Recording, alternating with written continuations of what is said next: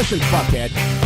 You know, you can do whatever you want to do. You can put me on mute. You can turn the goddamn channel for all I care.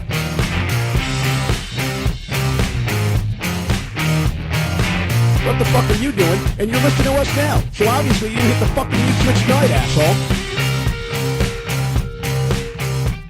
asshole. Ladies and gentlemen, welcome to the Royal Grumble. I am your host, Graham, and since we're going to be talking about NXT Takeover, I have my colleagues along with me. To my right, a perfect tan. It's Dan. How are you doing, Dan? All right. I think I rhymed 10 with Dan and I said tan by accident. Yeah. Never mind. And to my left, the Royal Grumble's own drifter, it's Daryl. Why am I the shit one again? It's called a running joke, mate. I don't like running jokes. Well, I'm more fond of them than you are. You're a twat. All right. I'm the host, so deal with it. How you doing? I was doing fine till you call me fucking drifter. You always insult me. Yeah. Always. I'm fucking sick of it. It's bullying. It's a form of bullying. Oh dear. I'll say this much. In terms of Perfect 10, right? We do have a 10 video for you all to go and watch. If you haven't seen it already, watch it on our YouTube channel. Daryl put it together. Well done, Daryl. That was quite good. Cheers, mate. Thanks. Yeah, you helped a little bit. Yeah, a bit. Which is the top 10 wrestlers who could represent countries at the Euros. Yeah. As we're recording this Euros start today, obviously by the time you've heard it, England already lost 4-0 to Russia. So, unlucky lads. Better luck next time. Says the Scottish man. Yeah. I'm wearing a Germany top right now, by the way. Listeners, in case you're interested, I'm literally wearing a Germany top. It said Mercer Zucker on it. I'm not even sorry. So, before we talk about NXT TakeOver, which is our main topic this week, I think the important thing to talk about, especially some good news in terms of British success abroad, unlike the England team, who definitely lost yesterday. That definitely happened. So, you're looking at me very angry, guys. I think I'm going to move on here. Will Ospreay won the best of the Super Juniors. He did. It was really, really good match as well. So that they did the booking where he lost his first 3 matches and then came back and won the rest of the ones in the group. So he got through to the final against Taguchi, who has won the tournament before, but is more of a comedy guy. But he's been having some pretty impressive matches in this tournament. They went out in the final and just had a superb match, and he became the first Brit to win the tournament. I used to have one of them Taguchis. He used to go off all the time. No, so I had to sweep its poo up. No, mate, that's Tamagotchi. Oh. Different thing. Oh. That's my contribution to this conversation. Well, you saw the Will Ospreay and Ricochet match, so actually, in a way, you were also part of the best of the Super Juniors. So you involved yourself in it. Yeah. It'd be like going the whole World Cup and only watching the England-Wales match. I'm not going to do that, though. No. Well, you'll be watching all the Ukraine matches, I assume. Yeah. All of them. Every single one of them. Does Shevchenko still play for him? I fucking love Shevchenko. He's my favourite player. Excellent. I'm not overly convinced he's in the squad this time, Daryl, but, watch it anyway. Get on with it. Anyway, this is not a football podcast. So yeah, I'm really pleased for Will Ospreay. Isn't that great? Yeah, and he was already kind of a star coming into the tournament with 1 match against Kushida, and this has helped set up a rematch of that absolutely brilliant match they had earlier on in the year. Straight after him winning it, the first thing he did was call out Kushida and challenge him for the title. That's going to happen at Dominion next weekend, which I'm quite looking forward to because every match on that card looks absolutely superb. Yeah, I read about it today, actually. I've got to say, it does look like a pretty good show. The Will Ospreay title match, I think the Briscoes are challenging a junior tag title match. The Gorillas of Destiny. Oh, right, okay. Tama Tonga and Tonga Loa. That's right, I knew it was Yeah, Camacho. Good old Camacho, Daryl's favourite. I fucking love Camacho. When he used to come down with Hunico and they were riding little bikes. On a BMX. Yeah. No, they were on the same bike. Yeah, you were like pegging him on backward. Not pegging him. That's something different. That's something different. I don't think Hunico was pegging Camacho. That probably didn't happen. I mean, it might have done, but I don't know what they get up to. Whatever floats your boat, lads. It's fine. Do you mean cogging him? That's what I meant, yeah. Very different thing. Excellent. We've already established the image of Hunico and Camacho pegging one another. Yeah. On a BMX. Was it BMX or was it a chopper? I don't think it really matters. I don't remember. Whole point is I never want to talk about that again. Yeah, I do remember looking at some of the matches and thinking they're pretty good. You've got Naito Okada rematch for the main event. New Japan's first ever ladder match on that show. It was supposed to be Tanahashi versus Kenny Omega. Now it's Michael Elgin taking him on as I think Tanahashi's injured.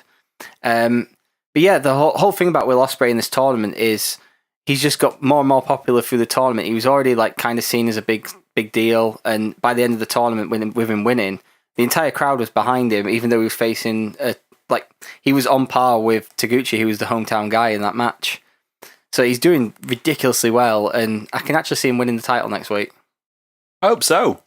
It'd be great to see someone he's quite young as well, isn't he? 23. Yeah, 23. Fuck. Yeah, 23. Well, I'm 25, and what have I achieved in my life? Well, you were wrestling before him, though, Daryl. I was a little bit, weren't I? Yeah. Were you wrestling for 1PW?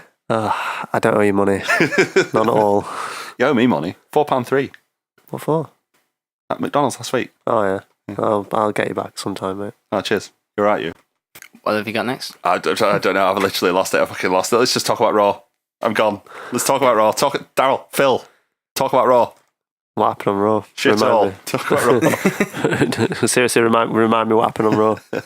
Don't look at me. Because I think I might have watched it, but I don't remember what happened. Oh, I do remember. Teddy Long returned. Well, yes. I thought, I felt really bad for you because you live tweeted Raw last week. Yep. This Raw was pretty much tailor-made for you because there were 3 or 4 things in it. I was like, Daryl would bloody love that. This would be absolutely brilliant for him. Yeah, so... Oh, yeah, I do remember some of the stuff now. So at the start, they're all on ladders, aren't they, in the ring, or the Money in the Bank. Have you seen it, Dan? Yeah, I've seen the silly amount of memes that Chris Jericho shared since that. Okay, so there's ladders positioned in the ring, and everyone's sat on the top of a ladder for the Money in the Bank match. And Jericho's sat on top of it, and he's got his legs crossed, and he's wearing his scarf. And I'm pretty sure in one of his books, or maybe on his podcast, he said something like when Vince first saw him sitting like that in the back. What did he say to him? Because you're laughing, so I can't remember what he said. He's like, look at you in that scarf. You're so effeminate. Yeah, but no, he was sat with his legs crossed as well. He made a point of saying something about that, and I just found it really funny that he was doing that on TV, and Vince must have been like either pissing himself or going psycho, because you never know which mood you're going to catch him in. Hopefully both. That's so fucking funny. But God, am I angry? So yeah, Jericho... I think that just went into Dan's earphones there. So Jericho's calling everyone a stupid idiot. Why is he calling him a stupid idiot again? It's just his like sort of catchphrase now, really. Yeah, but somebody said he's Canadian or something.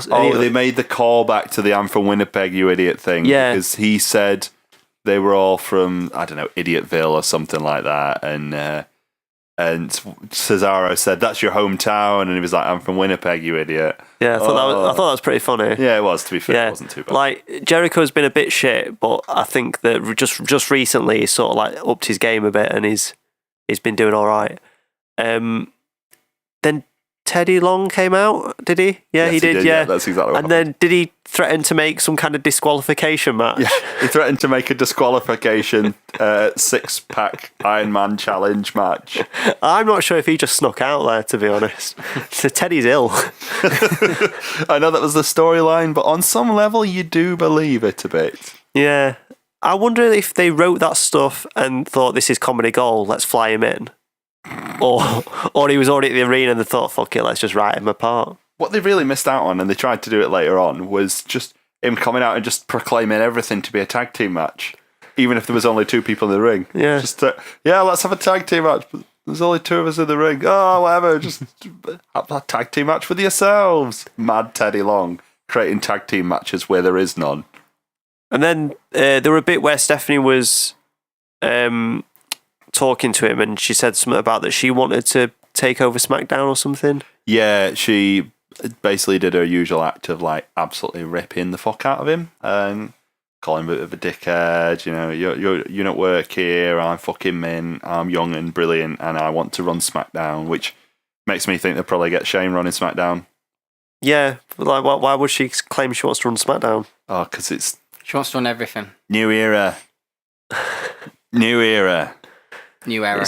New era. It's the same as the old one. New era. Okay. I don't see if I keep saying it at you, that means it's true. Yeah, I think that's what it is. That's their theory, anyway. Yeah. I think it's pretty bad that none of us can actually pretend to be excited about Raw. Just to bring it down a notch. All right, Dower. Bloody hell. Are you all right? Yeah. It's a long week. Well, speaking of things that they say so Long often, show. speaking of things that they say so often that it turns out to be true. For the ones they had the videos this week with Seth Rollins and Roman Reigns. Oh, yeah. They were pretty good. Yeah, I quite like that. They had clips from the Seth Rollins documentary, I think. The one that makes him the biggest babyface in the company, but he's not. Well, they did also have clips from the Roman Reigns one, which could quite easily have made him the biggest babyface in the company if it wasn't for the fact that everyone fucking hates him.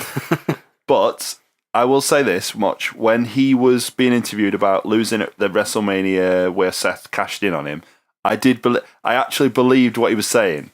It was different to where he says stuff and he's like, oh, I'm mad as hell because the authority are getting down on me. And you're like, well, I don't really believe you because you blatantly, that's not going on.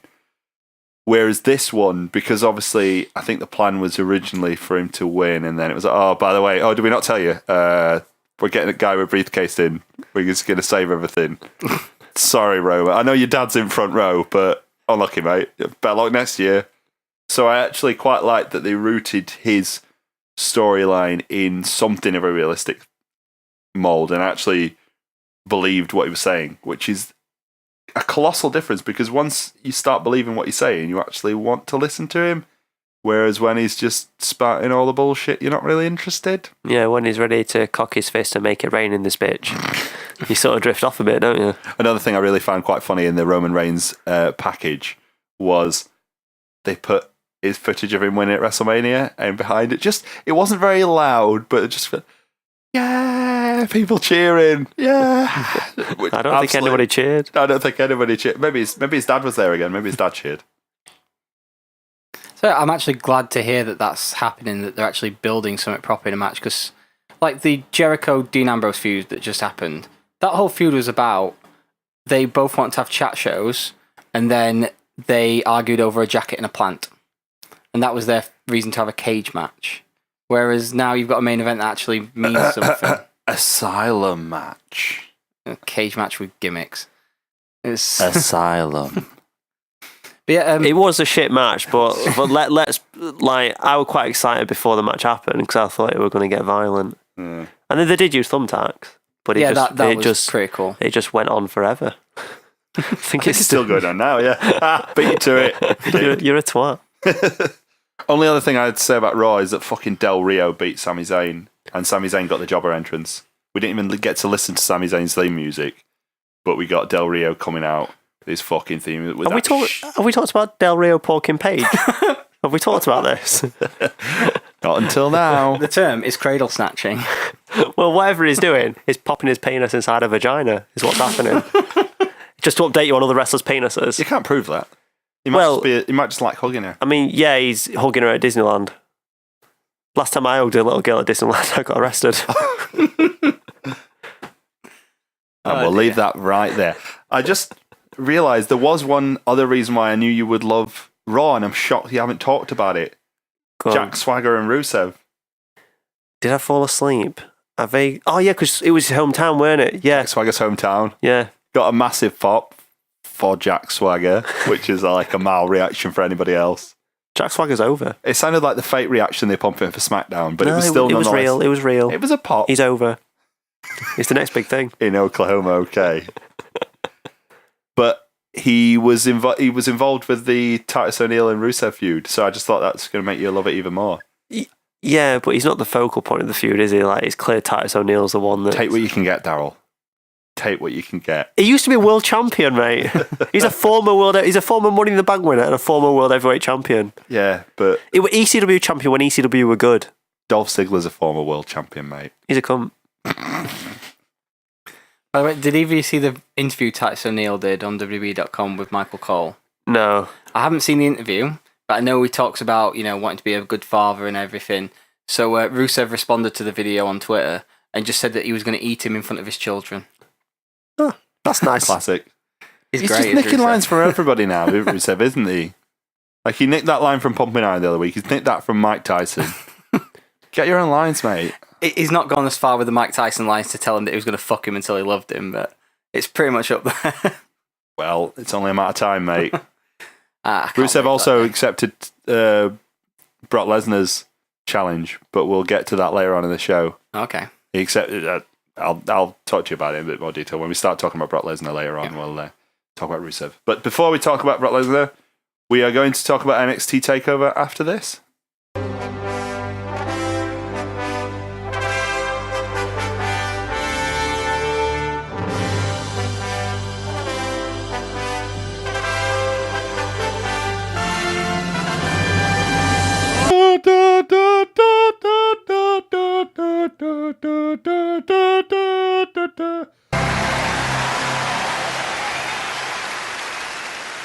NXT Takeover, The End, as it was originally titled, as the opening package unfolded, it was in fact titled The End of the Beginning.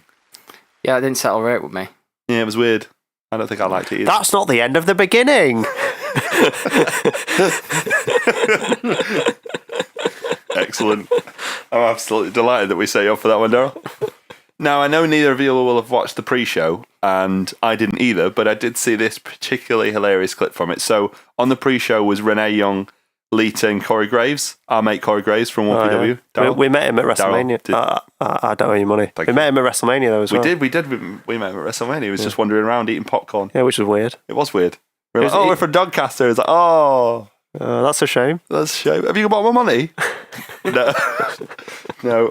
For the uneducated, in case anyone doesn't know, by the way, Corey Graves used to be Sterling James Keenan, the 1PW champion. Which was mental, if you think about it. Yeah. I know we're not doing 1PW podcast, but they flew him over when he was a fucking nobody. Yeah. It is actually tapped now, isn't it? We were tapped then, but... Oh, yeah. Yeah. Fair play. But to get back to my original point, right? They were talking about the Ty Dillinger against Manny. Oh, he's not called Manny Andrade now anyway. What's he called now? Oh, fuck. Andrade Cien. I think it's like Anyas or something. Who the fuck is he? Well, he used to be La Sombra, who's like a really famous luchador. They unmasked him, didn't they? Yes. Yeah. He got unmasked like when he was still in Mexico. Did he? Oh, Yeah, I thought he WWE unmasked him. No, he actually lost his mask. It's not like Del Rio where he went in as a masked guy and they were like, well, we prefer the way you look. But to get to my actual point, Lita was asked about who do you think will win, and she said, oh, well, I spent a lot of time in Mexico, and Cien, I think, means 100, so I guess he must be 10 times better than Perfect 10 Ty Dillinger, which isn't funny in itself, but is funny when you see Corey Graves turn, do a fucking face palm, and shake his head at Lita like she'd just shat in her hand and clapped. I don't know what CN means. Does it mean 100? Yeah. Oh, okay. So why was he face palming? I think he just thinks that she's thick as pig shit. Like, we talked about this when we talked about WrestleMania. Like, she needs scripting so badly. Like, she goes so like all over the place when she's trying to talk, and it's just embarrassing. Did you know that Lita was a pioneer of the women's division? I've heard that. I think she's been bumped on head a few times the way she talks. Do you know when she spent a lot of time in Mexico, was she sucking Mexican dick? I think the general consensus is yes, but one day, don't worry, one day we'll go through the whole sleaze list and we'll decide which one of them's true, which one isn't. That's going to be my favourite episode. 4 hours long. It needs to. If we were going to fit it all in, it would just need to literally be yes, no, maybe, move on. So, the video at the start of the show, I thought that was really brilliant because I thought they were trolling everybody. It made it look like there's been all these great champions in NXT because they showed like Seth Rollins. Did they show Big E? They definitely showed Bray Wyatt. Did they show Bo Dallas? I don't think they showed Bo Dallas. I think they showed him getting splashed. Right. Probably, but I think they showed Neville, and it was almost like these have been such great names for NXT, and NXT's been so great, but now it's the end of the beginning. Way, you fucking dickheads! We're not ending NXT. We're not amalgamating it with SmackDown. Takeover's not cancelled. Takeover's not cancelled. Life may go on. Yeah, because that was the other thing, was that they took those tickets off sale for NXT Takeover. Have they put them back on sale? Yeah, they have literally. Oh, I think they literally took them off sale so that they could say on this show, NXT Takeover Brooklyn, tickets go on sale. Yeah, they were never actually on sale. It was listed on Ticketmaster. That was all it was, and then it got taken down so they could rename it and actually put the date on. Ah, right, okay. Well, I didn't know, but I felt like the opening video really seemed like a big troll on everybody, as if they were going, we're going to finish it, we're going to get... Nah, only kidding, we're carrying on. Did you notice that they were playing that song? Well, a snippet of that song was, "The end is here," and that's it. I knew they were going to do that as well. When it was only like the day or two beforehand that I saw it's called The End. I was like, oh, they're going to bring that fucking song from every Armageddon. Here we go. The end is near. I had that on WWE Anthology. It's a good album, that. Yeah, it was a good album. I used to listen to it before I went to bed. Yeah, he's got Bushwhackers theme on it. I didn't listen to that one. It's got Eric Bischoff's Back Better Than Ever theme. Yeah, it did have that one. There are others. Used to have Shane McMahon's theme on as well, which I liked. And it had a really weird version of Kurt Angle's theme. And a really, really weird version of Triple H's theme where it was someone rapping the words to the game over the tune of My Time. Yeah, that is mental. Yeah, I think... How long a clip could we put in without being sued, do you reckon? The general rule's 30 seconds, but don't really do it at all. Okay. What about if we like... well, you'd have to parody it in some way. Okay, I'm not going to do that. Just search for it on YouTube. It's somewhere on YouTube. I don't think we can get away with fair use. Yeah. I think if you just put fair use in the description, you can do it. That's what I did with the YouTube video. So all them pictures I use are clearly copyrighted, so I just put the fair use thing in the description. Are you saying you didn't take those photos of Roman Reigns? I've taken several photos of Roman Reigns, but they're to use to blackmail him later on. I took lessons from DDP. We covered his WWE career. Fantastic. Manny Andrade. No, Manny Andrade. Andrade, the new Cien fella. Almas. They are him. Right. He looked pretty good. But was outstaged by Ty Dillinger's massive collar. 10. It was a 10. 10. 10. Appropriately enough for this show, which is number... Is it number 10? Yes, it's 10. It's 10. It's 10. 10, guys, 10. Entrant 10. Entrant number 10. We're a third of the way through. That's it. We're done after this. We're only doing 30, and is that it? Yeah, that's it, yeah. But what, shall we not do the 40-man rumble? Oh, yeah, good point, yeah. Well, we'll do up to that. And then we'll cheat and just call next one season 2. Yeah. Oh, we can't do season 2. No. The second annual. No, because then we'll end up at season 5 redemption. And nobody wants that, apart from Daryl. Everybody wants that. When NXT was good. I can't wait to do an episode on that. Is that going to be your birthday episode? Well, it's either that or the sleaze list. Oh. See, maybe what we about should... $5 wrestling? See, I just like so much shit, don't I? Anyway, none of this is relevant. Yeah. From back, we'll go to the new NXT, not old good NXT. What did you think of CN? I quite liked him. It was pretty good. The double moonsault spot was pretty good. But like you said, he kind of got outstaged by Ty Dillinger and how over he is and how simple his gimmick is, and it's really entertaining. He's always going to be like an opening guy, but you know, I'm sure he'll have more matches and you'll get to see more of him and a bit more of his character. But right now, he's kind of white meat, and Ty Dillinger's got something going. I really feel pleased for Ty Dillinger that he's finally sort of found a gimmick that really works for him, because he's had a reputation as the job guy, and he does that really well. And I think just having that little bit more just adds a lot more to these sort of matches, instead of just blatantly looking like, oh, here's the guy who comes out to lose. At least now the crowd interacts with him a bit. Well, yeah, because it's like Barry Horowitz. He used to have that thing where he used to pat himself on back, but he always got beat. Apart from the time when Horowitz wins. Apart from that time. And like Steve Lombardi, if it was Steve Lombardi, you're like, oh, but it's Brooklyn Brawler. So it's like he's got a bit of a gimmick about him, but he's going to lose. Exactly. These are guys that are much more valuable in the long term than just no-name number 4. Yeah. There was an issue about La Sombra, about Andrade, about CN, whatever you want to call him, whether they should have taken his mask off him or not. Presumably the whole point that the whole reason for him losing in Mexico before he left was to at least get some value out of that, because WWE always wanted to take his mask off.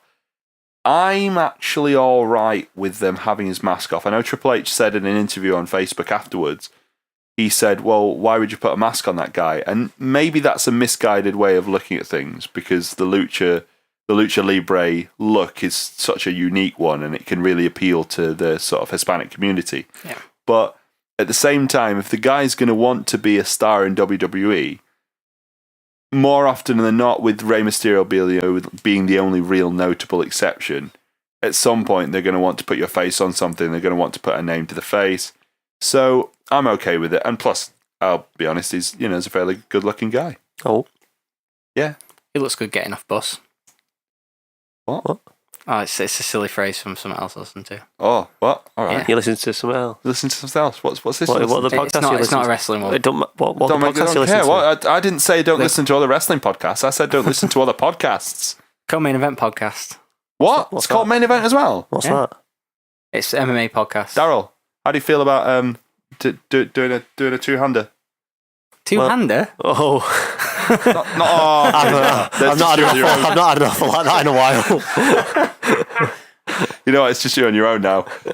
He's ruined it by listening to other podcasts. I've ruined it by making too many advances on you. And I'm going to take this show down to ground because we're just going to do best of NXT Season 5 reviews. Daryl cast. Penis cast. Same thing, really. Oh, get told. I think the match after this was American Alpha against the Revival. Yeah. I Yeah. love this match. This was pretty fucking good, wasn't it? Yeah, there was just so much that was really great about it, and I wasn't too upset with the finish either. There was some absolutely brilliant little bits in it. I generally jumped out of my seat a little bit when they were going for the Doomsday device, and he turned it into a belly to belly, where he caught him and just took him over on that, and it was just such a great move. American Alpha are fucking brilliant, and then the Revival, for how much stick they get. There wasn't any of the which one's Dawson's, which one's Dash chant on this show, I don't think. No, I think at this point they can't really do that because it's blatantly obvious. And they're pretty good at what they do. But I know Dave Meltzer goes on about this a little bit, and so does Brian Alvarez, but they're kind of right. It is they're both kind of late 80s, early 90s style tag teams, and they work really well together and create a great dynamic, and it's always entertaining to watch them. Yeah, although I can't listen to Meltzer talk about them because he's like, oh, I don't like that name, the Revival. I wish they'd call them the Mechanics. It's you don't get to make up your own name. Yeah, why? What? Both names are equally as shit and or equally as good. There's nothing. The Mechanics isn't a bad name, but neither's the Revival. But at least with the Revival, at least it makes sense in the context of the things. Whereas if they were called the Mechanics, Vince comes down to NXT one day. It's like, hey, how we doing? It's like, well, we got this tag team called the Mechanics. He's like, why aren't they wearing overalls? He'd have them carrying spanners before the week was out. Yeah. That was a good impression of Vince. That. Cheers. I know, I'm good at it. I think clip Mike a bit again. All right. What? Are we still recording? Yeah. Oh, bugger. This is all usable. Yeah. Definitely. We're overrunning so bad this week. Did you enjoy it, though? Yeah, we're good. Let's move on because we're overrunning. Wait, we can't move on. Did we not all get excited when Baldy came out? Yeah, that's what I was about to say. That's what I'm moving on to. Oh, I thought we were all the same bit. Obviously, the Revival won, but straight after the match, American Alpha got paggered by some big bastards, and then Paul Ellering fucking came out. Yeah, right. Them big bastards don't look that good, do they? No. The Authors of Pain. That's their Is it? The Authors Right. of Pain. So they've got a bit of a shit name. So they're already the authors of pain. So they just write about pain. It's the Bond quote, isn't it? From the latest Bond film. Is it? Yeah. Even I didn't know that. It's one of the lesser known Bond films. He From the says new the one, architect yeah. of all your pain. They say the architect. Yes, get it right. It's hard to tell with the accent. Yeah, well, all right. Racist. Oh, Christoph Wasn't Waltz. racist. You're saying Christoph Waltz got a funny voice? Funny voice, Christoph Waltz. You make me sick. Oh. How did Nakamura had a match against Austin Aries?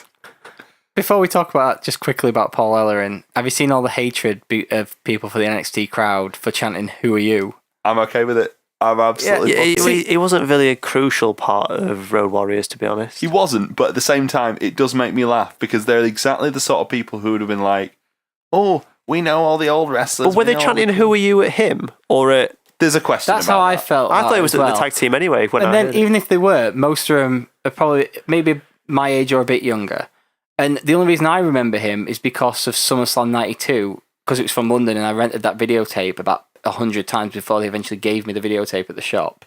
And I watched those matches time and time again, so I remember Paul Ellering really well from that. Otherwise, I wouldn't have a fucking clue. Yeah, but they're still dickheads, so they fucking deserve everything they get.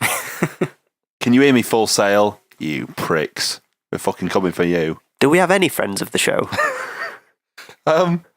Quite keen on Titus O'Neil. Do you think he listens?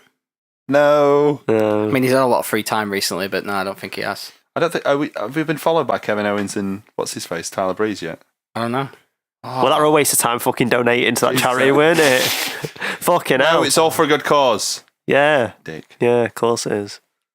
Probably a bit busy. Well, one of them is. Nakamura had a match against Austin Aries. Yeah. I bloody love Nakamura. He's been in it. he's absolutely brilliant. It was said on, I can't remember if I read it or if I heard it, that how quickly he's adapted to the WWE style. And I think that's unsurprising, but nonetheless, he's just bloody brilliant, isn't he? Yeah, I like him. Like, I'm still concerned that when it gets to the main roster time, they won't really get him. But for now, he gets a sinister manager who translates for him. We could get Funaki. Oh, that'd be great. Number one announcer. Yeah, the designated Japanese handler. He's literally a Japanese announcer now. I love it. Like, they go past him on all the pay-per-views. It's like, Funaki, number one. Yeah, Funaki, how's it going? Yeah, not bad. Yeah. Number one. I listened to the same thing as you, and I think it was Dave Meltzer again, and he was spot on with it about how he does just enough to make it come out going, that was a great match. And he does every big spot, and he does everything you want to see from Nakamura without killing himself, which is great, because I want to see him for as long as possible. He's just so entertaining. And Austin Aries did a great job. I always forget about how much I used to enjoy Austin Aries. My thing with Austin Aries is that, and this is probably going to be controversial, but I'm not really asked about, is that he's someone who's very easy to get lost into the background. Yeah.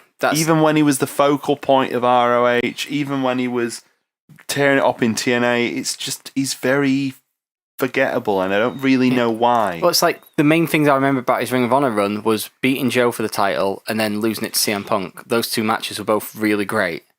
And they're the two main things I remember about his title run. Even then, they were both more about his opponents, weren't they? Because Joe losing was a big deal. Yeah, it was like 16 months or something stupid. And Punk winning the title was a big deal because it was the Summer of Punk thing. Yeah. So, yeah, I mean, he's still good. You know, I'm not taking that away from him. Tell you what, he needs a gimmick. But he does have a gimmick, doesn't he? Austin Starr. Oh. But even then, that's forgettable. It is, yeah. I didn't remember that until you just mentioned it. It was Paparazzi Productions, wasn't it? I think so, yeah. To be fair, that was quite good. I'll give him that. But even then, again, sideshow, innit? Yeah, it was mainly Nash, weren't it? It was mainly Nash. Anybody got anything to say about the women's title match? I do. I think it's one of those matches like Nia Jax isn't the best, but she looks completely different from any of the women on the roster, so she's got that going for her. She's The Rock's cousin, so she's got that going for her. Oh, is she The Rock's cousin? They never fucking mentioned it. Is she a legit cousin, or is she just a Samoan cousin? He's an actual one, not like. Sorry, yeah, they're actual cousins, not like off of Roman Reigns, who the cousins, not like cousins. Yeah. But yeah, it was also a really good match for Asuka to have because it's the one opponent.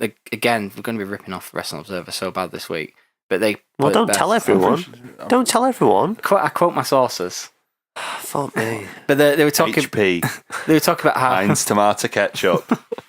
JR's barbecue. Terrible. Come on. It's no worse than you just reeling off exactly what's been said in the Observer. I mean, right. He's fucking got the Observer up now on his screen. You can't just read it out. I've got the results from the show just to remind me stuff have happened because it's been a few days. 4 3/4 stars. It's not been a 3 day. Yeah, a lot's been going on. One day, one exact day. Like the problem with Asuka matches is that everyone sees her as a killer, whereas Nia Jax is big enough that they don't expect her to just kill her.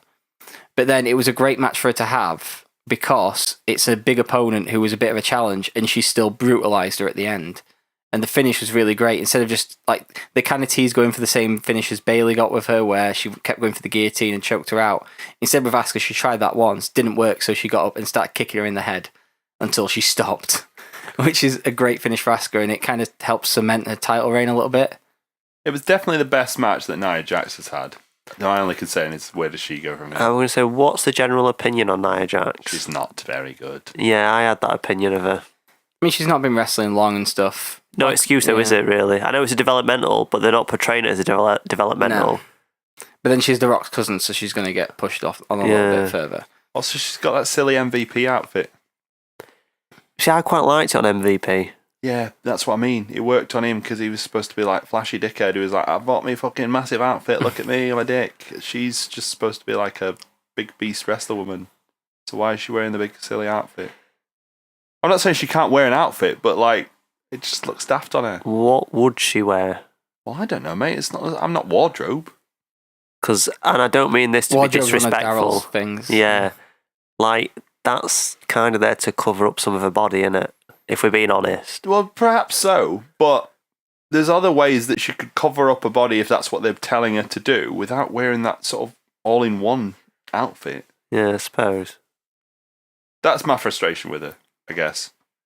Plus, I saw somebody say that she looks like an inflated Tamina, which I thought was very funny and very harsh at the same time. That's awful. It is a really terrible thing to say, but it did make me laugh a bit.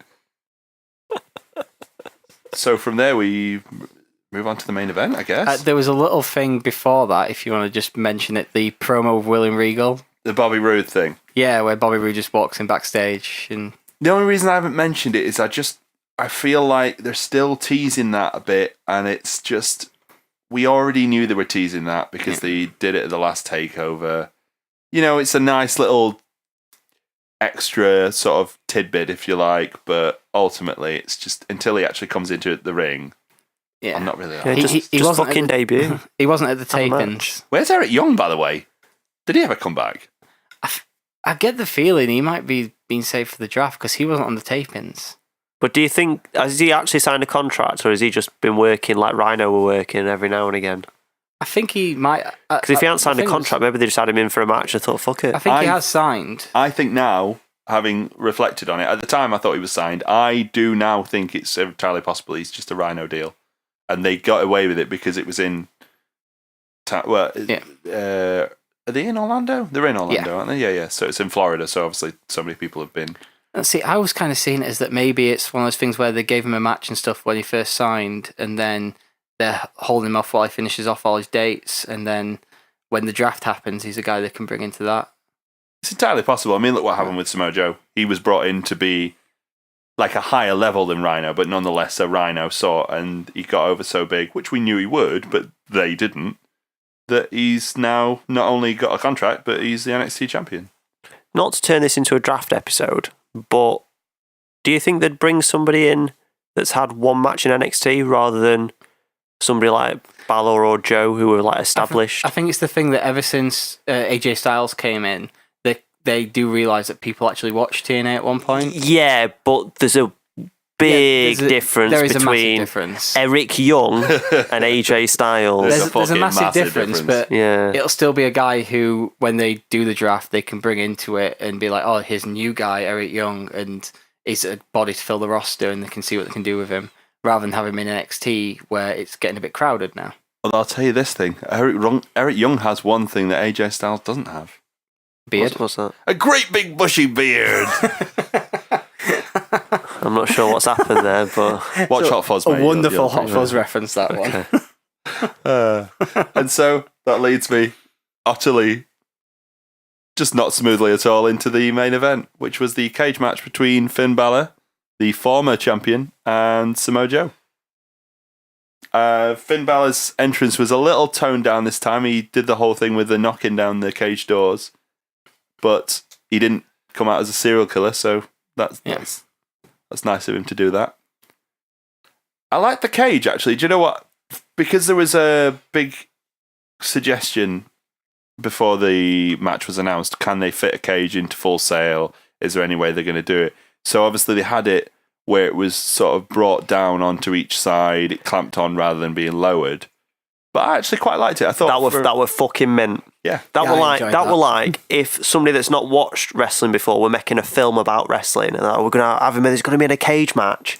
It'd come down like that. You know why? Why? I agree with you, because that literally happens in Spider-Man. Is that the one with Bonesaw? Yes. Oh right, okay. So I probably knew that, but didn't remember. I wish every UFC show started with that style entrance where it's just the mat and then the cage comes from 8 sides and stuff. That'd just make it better. Such a great way to start it. It does definitely look better, the whole piecing it together thing, than just lowering it. Obviously, lowering it is all very well and good, and that's the practical thing to do. But that's something I always remember thinking in Spider-Man. I was like, oh, why don't they do that? Why don't they like bring it down? And obviously, practically, it's not always possible, but it did work on the NXT, and it was quite a spectacular thing.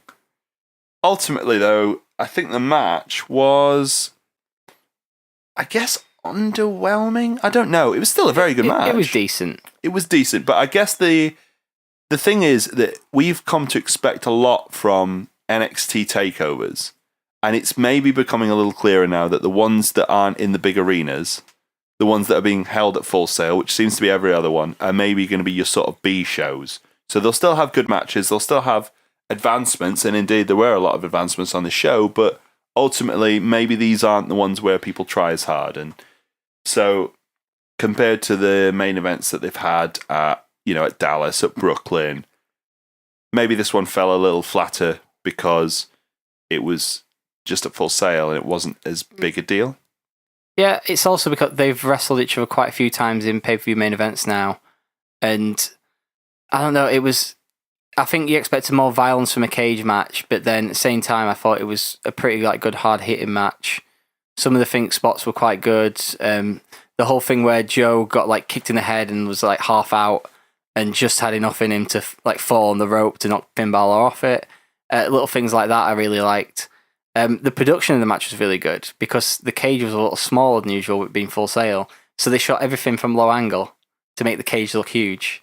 Yeah, it did look a lot bigger because of that, yeah. Yeah, there was a lot of different things on the production side that was really interesting. They're using stabilizers on the cameras now as well. So when they run up the ramp for on Ty Dillinger's entrance, the first time I noticed it was the first entrance of the show, they had the steady cam go up to him and it looked really great for the entrances. So it's they're almost trying some new stuff out on NXT that looks really great compared to zooming in and out quickly on Raw. Well, the best stuff that works on NXT usually gets brought to Raw. I mean, you just look at the LED apron, and there was something else that they definitely brought from NXT, and I can't remember what it was. It may have been something to do with the way they shoot things. Specifically, I can't remember what it was, but these sort of things might be implemented into main WWE TV in future, and at the end of the day, if it's going to be something of a developmental, that's what it's supposed to do. It's there to not only develop talent, but develop new ways of showing wrestling new things that they can use. Yeah. Overall, then, quite a good show, Daryl? Yeah, we're alright. I'm glad I didn't stay up to watch it, but it was alright to catch next day. Dan? I enjoyed it. One of the things that my girlfriend actually pointed out on it. He's got a girlfriend, guys. Ladies, surely, not guys. Because no ladies she's listen not to this. She's not the biggest wrestling fan, but she'll sit and watch New Japan and NXT with me. And the reason she said she watches NXT is she's like, well, what matches have a point? And she'll watch the main roster pay-per-views, and I'll always complain about the Dean Ambrose Chris Jericho thing, 'cause it's my current bugbear thing. But even the opening match, that had a point where Ty Dillinger was begging William Regal for an important matchup. So he's like, okay, we've got this hot young star for you to debut. Here's the match. Every match has a point on NXT, and it makes the show a bit more important, even if it is a B show, like you said. Every match had a reason to happen, so it makes the show a bit more enjoyable for me. They're fortunate to have the luxury of not being overexposed, which ultimately is, I think, the main thing that kills a lot of people's momentum in WWE at the moment. And there's ways to work around that they don't tend to use, but I guess the fortunate thing for us that we do have NXT, so we've got quite a fresh product as a result of that. And even though, as I say, this probably was a B show, nonetheless, it's still a really good show. Still really enjoyed it. There was one thing on the show that, looking back on it, that kind of made me think what's happening there is this was the first time the Demon was pinned or beaten. Finn Balor's been beaten a few times, but the Demon's never been beaten. Really? Yeah, this was the first time he's lost a pay-per-view match as the Demon. So I felt they could have made a big deal about that. Okay, Joe pinned Finn Balor, but he's not pinned the Demon. That's his darker side and stuff, and then Joe beats him, and they could have made a big deal out of that. But It's not a huge deal that it didn't. It just felt a bit like a missed opportunity, which is rare for NXT. To be fair, he did smack him with a super muscle buster, which looked fucking sick as fuck. That did look good. Yeah. Pretty good, though. Yeah. So that was one of our main topics for this week. I want to move on to now probably the biggest bit of wrestling news of the week, which is that, I mean, it's wrestling news, but it's also a different sports news. That's right. Brock Lesnar is going to play croquet. He's going to be joining the croquet league. Nah, I'm not kidding. He's off to He's going back to NFL. Yeah, Minnesota Vikings. He's on one of the Madden games, by the way. He's like a free agent on one of the Madden games. Really? Yeah, genuinely. I can't remember which one he is, but he's a free agent on a Madden game. But anyway, Brock's going back to the UFC. Brock's going to be competing in what is currently scheduled to be a one-off fight at UFC 200 against a big mad Samoan bastard called Mark Hunt. Why the fuck has he done that? Yeah, it's a horrible fight for him. Like, the whole thing about Brock Lesnar when he was like his last few fights, everyone said he doesn't take a punch well, which, like, us three sat in here, like, taking a punch just seems like, yeah, of course he don't take it well. But like, speak for yourself. But yeah, it's just one of those things where, like, when he gets punched, he reacts quite badly to it, and he'll try and cover his face up or move away, which is a horrible thing to do because the referee's like, okay, you've had enough. So he's going against the guy who's known for one punch walk-off knockouts. Like, it's a whole thing he does where he hits you once and turns around before you've even hit the floor and casually walks off and like, yeah, that's him done. Yeah, I don't know much about MMA. Like, I'm not a huge fan. I follow the UFC sort of, but even I know that this is a big mad bastard who just smacks you then walks off. Brock is also a big mad bastard. Well, there is that, yeah. That's why I'm excited about it. And what if he gets to him before he gets punched? Well, he fucking better do, hadn't he? Because otherwise, how else is he going to deal with it? That's the thing. He could take him down in the first round and hold him down. Could do it in the second. But but every round, you start standing up, and while it's standing, Mark Hunt can knock you the fuck out. I did notice as well that the WWE, in their statement talking about Brock fighting Mark Hunt, were very, very quick to say, Brock will be fighting Mark Hunt and then he'll be back for SummerSlam. Will he, though? Exactly. Not after he gets his brain Will he, scrambled. though? Because the New York State Athletic Commission's weighed in on this as well. Yeah. They've explicitly said that after Brock has a fight, they need to check to see if he's physically capable of competing in a wrestling match. So there's every chance that even if they want to put him in a match, they won't be able to. I bet they're wishing they held it in Texas now. It's a bit weird the State Athletic Commission is going to get involved with a wrestling show because that doesn't happen anymore, does it? Because I thought Vince outed wrestling and told them all it were fake just so he didn't have any of them hangers on knocking about. I think technically there's like certain jurisdictions they still have, like they don't deal with that, but they deal with the MMA side of things and they deal with any sort of physical athletic competitions as a result, and they can specifically say this guy is on athletic suspension or medical suspension, I should say. Sorry. Also, the athletic commissions all have an agreement to honour any like suspensions or anything from other athletic commissions, because otherwise you get a guy getting a drug ban in like Nevada could go and fight in any other state, but instead they all join together and say, oh, if you get suspension in this athletic commission, then we have to check you before you come out. So if he gets knocked out and gets it, it's normally a 45-day suspension with 30 days no contact, if I remember correctly, which would put him like just out of SummerSlam. Plus, also if he gets that's a very basic one. Plus, also if he gets a concussion, WWE just literally cannot put him in the ring. Yeah. So I bet they're fucking delighted that this is happening. It's their own fucking fault, though, isn't it? You know what, though? I'm convinced that Vince will have taken one look at Mark Hunt and go, well, Brock can beat him, he's fine. That fight, yeah, it'll be fine. Yeah, like, no, one of the best knockout artists in the division. If it goes Brock, go and pag of the fatty, Brock. Go on. See you at SummerSlam, mate. What's crazy about that fight is that there's so many cans in the heavyweight division. Like, there's such a gap between like the top 5 and then everyone else. And they could have put him against so many different people and it would have still drawn the same because it's Brock Lesnar. Brock's a mentalist. I guarantee he rang Dana White and went, I want somebody in the top 10. He'll said, I want Stipe Miocic, and like, you can't fight Stipe, he's only just fought. Okay, then I want Fabricio Verdum, he's on suspension. Okay, and he's just going down the rankings until he hits someone. Yeah. I noticed what he said in ESPN was that he's never turned down a fight. That was the fight. He said that's the fight he was offered, and that's the fight he wants. So simple as that. I do find it very amusing that Brock Lesnar is going to fight in the UFC before CM Punk is. What's that, CM Punk? Oh, I've got to the UFC. I'm going to fight. Oh, I hurt my back. Oh, I hurt my toe. It looks like it's finally happening. I'm off to watch hockey. Oh, I've strained my vagina. Mickey Gall liked one of our tweets, didn't he? He did.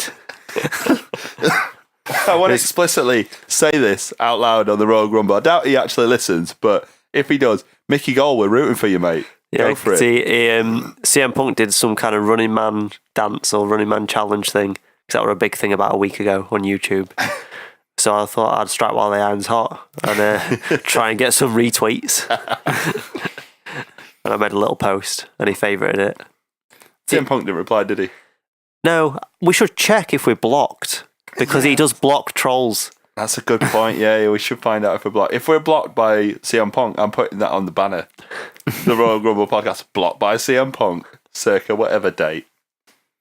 But yeah, apparently that fight is going to happen at UFC 202, which is the same night as Takeover Brooklyn. And he'll be on the undercard underneath Conor McGregor and Nate Diaz. So I hope he's got pay-per-view points, so he'll get something out of that night. Wait, we need to specify. We didn't actually say CM Punk is fighting now, so he is fighting at 202. We never actually said that. That's not been confirmed. It's not actually been confirmed, but they've done a reality show based on him getting ready to fight. Right, okay. And it's gonna they've penciled it in for airing, so then it would complete for that UFC pay-per-view. It's called CM Punk. Fucking hurry up already, mate. I swear I'm fighting. CM Punk, I'm going to do a fight in that. What's that? No, I'm going to do one. No, I'm ready. Oh, no. An obscure reference. It could be called 15-1 because apparently he fought 16 different opponents in like a trial fight thing and he only beat one out of the 16. I can't decide if I hope he gets like knocked out straight away or if I want him to fight a little bit, go, I'm quite good at this, and then get knocked out. I don't know. Mickey Gall, like he's a little inexperienced, but he's got more experience than CM Punk. He's younger. I want him to get trolled. He probably will win. Like, because if Mickey Gall comes out and just punches in one punch knockout, CM Punk will be like, oh, it was a lucky punch. Let me have another fight. I want it to be sort of Anderson Silva levels of putting his hands on the fucking mat and looking up at his opponent and going, punch me in the fucking face. And then he doesn't punch him in the face. Who was it? Damian Maia, wasn't it? Yeah, it was Damian Maia, right, who I'm a huge fan of. So what happened is he's having this fight in Dubai or Abu Dhabi, something like that. It was Abu Dhabi, I think. Yeah. And it gets to the point where Anderson Silva's that pissed off with him. He puts his hands down and goes, hit me. Hit me. Damian Maia throws a feint. Fucking hell. Then he starts throwing fucking thigh punches. So they both stood up and Anderson Silva starts giving him a dead leg just because he can't be fucked, so hits him in the face. Yeah, Anderson Silva nearly got fired for that fight because Dana White was so embarrassed. But it was during the phase where Damian Maia was like, he went through, all ground fighters go through that little stage where they're like, oh, my boxing's getting good. I'm going to throw some hands. And then it ends up like Damian Maia, who just, he's now going back to backpacking people continuously and choking them out, which is good for me. We should do an MMA podcast, guys. We're pretty good at this. Yeah, we're bloody brilliant. Am I the only one who actually watches it regularly? Yeah. Yeah. I just watch big fights. If Conor's fighting, Ronda's fighting, Brock, CM Punk.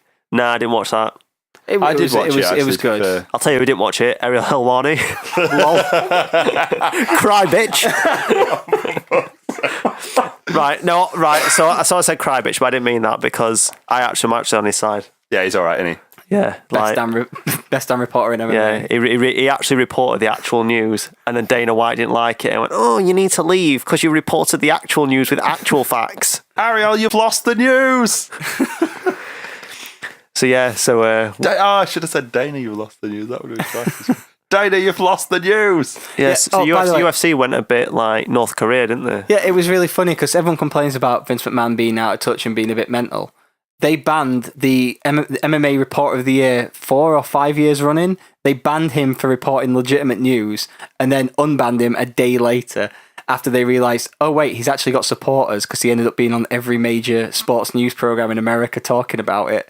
So instead of talking about the fact Brock Lesnar was coming back or Michael Bisping had this huge underdog victory and finally won the middleweight title, they were instead of talking about a reporter getting banned. Right, I realised we're not an MMA show, so we just need to quickly just say what happened is Ariel Helwani he tweeted that Brock Lesnar was going to be at UFC 200 before the UFC actually announced it. Because the UFC did a... Do you know about this, Graham? UFC did a video... I saw the video package. Yeah, so they did a video package and... Brock Lesnar appears at the end and he says something like, "Can you see me now?" It was a recording of him winning at UFC 100. Yeah. So he's like, "Can you see me now?" And then Joe Rogan didn't even know about it as well, so he claims on his podcast, and obviously on there he looks pretty legitimately surprised that he didn't know about it, he didn't know what was happening. But Helwani had tweeted about it probably like 2 or 3 hours before it happened. But yeah, so he got kicked out before the main event. Yeah. But then his videographer got kicked out, and Estelin, the photographer, who's one of the best photographers in MMA as well. Yeah, so her stuff's brilliant. They all got banned for report. Well, they all got banned for Helwani reporting actual news, and I can see the UFC's perspective in the sense that they're pissed off their announcement got leaked, but then you need to look in house at who's leaking your shit. Yeah. We'll quickly wrap up on this little part, but before Graham says don't listen to other podcasts, do listen to this week's MMA Hour. Yeah. Actually, he tells the full. You can watch it in video format. Yeah, Graham, watch the video. Watch the full thing, and it is it's a long story, but it's well worth a watch and just see the type of shit some reports. Yeah, because even if you're not into fighting or anything like that, it is interesting because he's one of the few legit MMA journalists. Because some people just have a blog, or some people just have a podcast. fucking he's an wrestling fan as well, isn't he? He is. Yeah, like on his podcast, you can see in the background there's like a picture of, not like an illustration of him and Josh Barnett. So Josh Barnett's got like this Russian singlet on, and he's like meant to be like this Jewish manager, and he's like throwing money out or something, or he's got loads of money in his hand, and then you've got Brock Lesnar in the background of it with Paul Heyman. It's good drawing. It's good. Yeah, he's had a couple of. Has he had a couple of wrestlers on? He's definitely had CM Punk on before. Yeah, he's been to Punk's house and he interviewed before CM Punk decided, I'm an MMA fighter now. He went and did a long form interview with CM Punk before he walked out of WWE. Yeah. And if you watch that interview, you can see that he's on the verge of walking out because he's miserable as fuck. He also, I'll give CM Punk this much. He also had the Undertaker's urn there as a coffee pot. We are going to wrap up on this, but one other thing I wanted to say was, how do you think this could affect the relationship between UFC and WWE? Because there's been a lot of rumours whether WWE were going to try and get Ronda Rousey in, whether they were going to try and get Conor McGregor in. Now there's a possibility, allegedly, that they're going to get Paige Van Zandt in.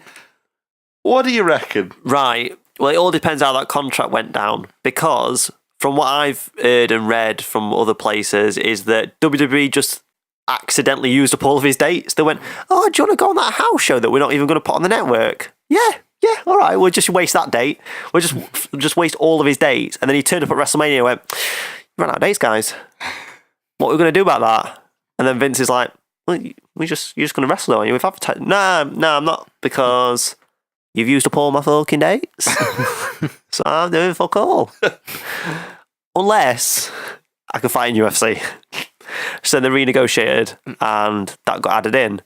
So I don't think WWE had a relationship with UFC in that sense. Not really. I don't think they have I know there's certain respect between Dana White and Vince McMahon, and I know they've obviously had certain dealings before, but they don't have a direct relationship, at least not until this. Yeah, but is it a direct relationship? Because is it just a clause in Brock's contract that says he can take UFC fights now? My understanding of it is that they've still had to make negotiations because Brock is under contract to WWE. Yeah, because apparently it's been going on for like well over a month, like on the UFC side, and they were just literally waiting for WWE to go okay, and they only got that on Friday. Right. So WWE dragged their heels on giving the okay for it. But with the Paige Van Zandt thing, like I know some people complained about it. She's just like come second in Dancing on the Stars, which is like it gets double the ratings Raw does. So I'm sure she'd do all right if they put her on SmackDown. I think that's a very US-centric celebrity. I think Conor or Ronda Rousey would be far, far, far bigger. Yeah, but the money. Yeah, but would WWE want to pay him? I mean, Ronda, I reckon you'd get for a bit cheaper, though, because I reckon because she's a fan, of the two of them, she'd be more likely to do it for a reasonable fee, whereas Conor would be like, yeah, I'll definitely do it. So if you could just wire me the $100 million, I'll see you there, lads. Top of the morning. He's so fucking Irish. Oh dear. What? Right. Oh, nothing. It's just what the Irish folks say. With the potatoes. Fucking hell. And the leprechauns. Well, you can't even say leprechauns being racist towards Irish people because Hornswoggle. Yeah. They're on WWE, so that's fine. They've never done a racist thing ever. Never. Ever. And they never will. Right, well, on that note, I think it's probably about time to wrap up. So I want to say thank you very much, guys, for listening. Don't forget to visit us at facebook.com/Royal Grumble, or you can find us on Twitter at Royal Grumble Pod. You can find our website, royalgrumble.weebly.com. You can send us an email at royalgrumblepod@gmail.com. Fuck me. I don't think you forgot one this week. No, I didn't. Yeah, damn right. Clap. Clap for me. No. All right, we'll say goodbye then. Goodbye then. Such a knob. Say goodbye, Don. Bye. See you later.